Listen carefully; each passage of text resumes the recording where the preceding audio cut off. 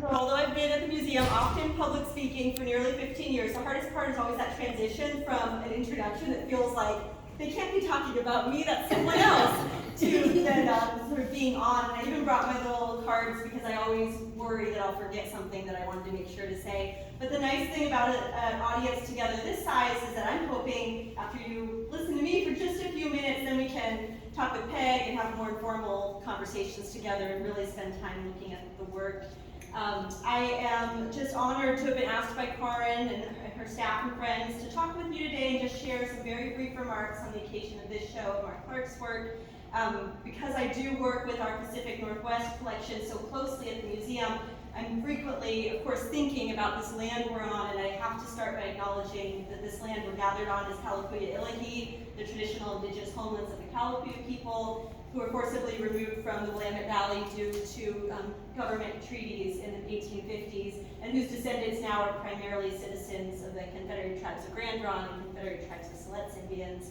And being here surrounded by Mark's work, mostly landscapes, but all these other wonderful examples of the work that he made in his 60-year career, I know that this, even though the works usually aren't titled after specific places and kind of exist in the way that he explored these places in the studio after starting paintings on site, I know that this version of the Willamette Valley that he so frequently, lovingly, stunningly painted for us has a sense of home, whatever that means to us. When we're surrounded by these works. And I know it's a really heavy time for a lot of people, for a lot of reasons. I'm so heartened to be able to gather around something beautiful, like art and community. That is a gift that artists and galleries and art spaces give to their communities to create opportunities like this, where when things feel heavy, the art can lift us up. So what a great day to be here with you all. I think that in my role at the Schnitzer Museum as the McCosh Curator, I had the pleasure of working with Mark really closely in his many years of service on our McCosh Advisory Committee. Having been a student of David McCosh, his familiarity with the work, he was a wonderful resource to me for so long, especially in my early days of becoming familiar with the McCosh work. And I missed being direct museum colleagues with Mark by about 15 years since he retired from working at the museum in 1995. I wasn't quite yet in the museum field in my career yet at that time. But it's not uncommon when I go through our folders, our object files, our archives of projects to come across his name in reference to his past and long period of work at the museum. And every time I do an otherwise kind of normal work day, I see the name Mark Clarke pop up. It's like a little surprise hello and a reminder of all the good that he did in the arts and in the community and how beloved he has been. Working with Peg in 2018 on the retrospective exhibition of her work and Mark's work, Our Lives in Paint, was an incredible opportunity. It was especially meaningful to look at a 60-year career, not just of Mark's acrylic landscapes, but of his abstractions and market scenes, faces, collages, watercolors. And it was just really incredible to get to see the community response to that work, to an outpouring of love of people who had known him personally or through his work for even much longer than I. But despite that curatorial familiarity with his work, because we also have his work in our museum collection and sometimes pull out works for classes and use them as examples for teaching, for sure the most important element of my own development of my appreciation, my education in Mark's work, is because I, like many of you probably, live with one of his paintings.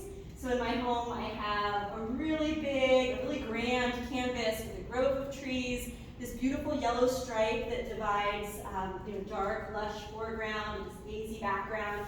And at the start of the day, every time I look at it, with the morning lights hitting it, I'm always convinced it's a morning scene. By the end of the day, I'm convinced that it is a sunset. It has been a painting I've looked at almost daily, except when I'm traveling. Daily, I've seen this painting for over 10 years, and I still regularly find little treats in it, something new to appreciate, something I didn't notice about it before.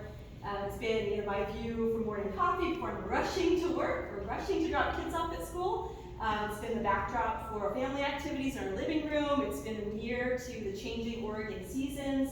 And we even have a prism in our living room window that scatters rainbows frequently at unexpected times, depending on the season, in the time of day. Scatters rainbows across that painting, as well as across Peg's painting in my living room of the Kalapuya River. And I think this beautiful rainbow connecting the both of them. And it's that opportunity that will never be provided in a museum setting or a short-term setting with the work, but to live with the work, to breathe with the work, to have it teach me something over a long span of looking is what has made my memories of Mark, my closeness of the joy of working with him feel especially, I just have a profound appreciation for what that painting provides in knowing him.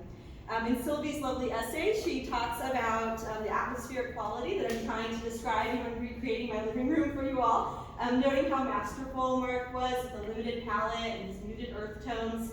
And so surrounding ourselves with his works here, it's especially clear that while every work can stand alone, for sure, when we have the opportunity to look at these all together, to appreciate the skill and the talent, that's just a really incredible opportunity for us to kind of recognize what was so special in what Mark was doing in his work. And he developed his own method to achieve this visual sensation that acts like oil paint made from acrylics, with the layering and the scraping and wiping away paint and scumbling with a dry brush and glazing and then repeating, layering again and repeating until the texture and the light is balanced in a way that was exactly what he wanted to achieve. And that feeling is coming across through the work in a way that feels like we know this place, but it's also something magical and mysterious, but we know this place in our core. Starting on site, we'd often work into the paintings, back into the paintings in the studio to finish them. And I did have the opportunity, to visit the studio years ago to see the number of works that he was working on, and the years of accumulated works in the studio, which is always a really special opportunity as well.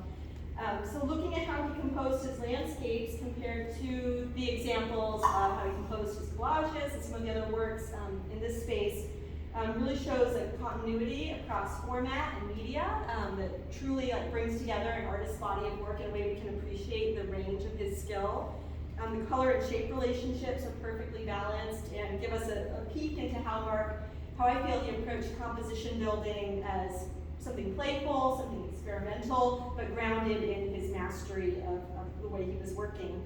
I'm delighted to see Jud Turner's sculptures in the space, and I think that these works all come alive here as we can imagine all these wonderful creatures in these landscapes. What a beautiful harmony of not just imagery, but the colors. And I think Jud is a UO alum, and Mark was a UO alum, and I'm a UO alum. And so I always feel a particular sort of family together with our ducks. And so I'm keeping this as short as I can because I don't know if you also want to speak about the work, but I just want to say my thanks to you, to the gallery staff, to Jud, to those of you coming out too to be a part of this moment where we can appreciate Mark and enjoy the rest of our afternoon in such a beautiful space together. Thank you.